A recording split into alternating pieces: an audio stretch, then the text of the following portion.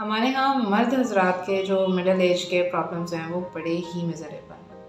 اگر آپ ان پہ ایکچولی پرابلم یہ ہے کہ مرد ایکسٹروورٹ نہیں ہوتا، مرد زیادہ ایکسپریسو نہیں ہوتا، اس کو خواتین کی طرح ایکسپریس کرنا نہیں آتا، اس کو بولنا نہیں آتا، اس کو رونا نہیں آتا، اس کو واویلا کرنا نہیں آتا، کیونکہ اس کی رسپانسبلٹیز اور ہیں. اس نے اپنے آپ کو مضبوط بتانا بھی ہے اور دکھانا بھی ہے، کیونکہ وہ صاحبان ہے. اس کو دیکھ کے سارے ہی حوصلہ پکڑتے ہیں، تو وہ اپنا حوصلہ نہیں چھوڑ سکتا. اس ڈیوریشن میں وہ کھوکھلا ہوتا جاتا ہے. مرد جو ہے وہ اکیلا ہوتا ہے، پہلے وہ اپنے بھرم رکھتا ہے، اپنی شرم رکھتا ہے، اپنے راز رکھتا ہے، پریشانیوں کو جتنا اپنی ذات تک محدود رکھ سکتا ہے اتنا رکھتا ہے.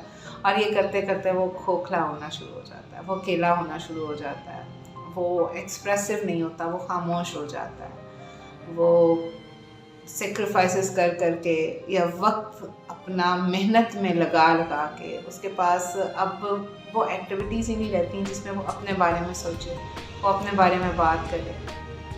مین وائل بچوں کا بڑے ہو جانا اور بچوں کا باپ کے کندھے کے برابر آنے کے بعد یہ کہنا جی بابا آپ صحیح کہہ رہے ہیں، لیکن ہم جو کہہ رہے ہیں وہ بہت زیادہ ایڈوانس ہے، وہ یہ ایسے ہے، وہ ویسے ہے.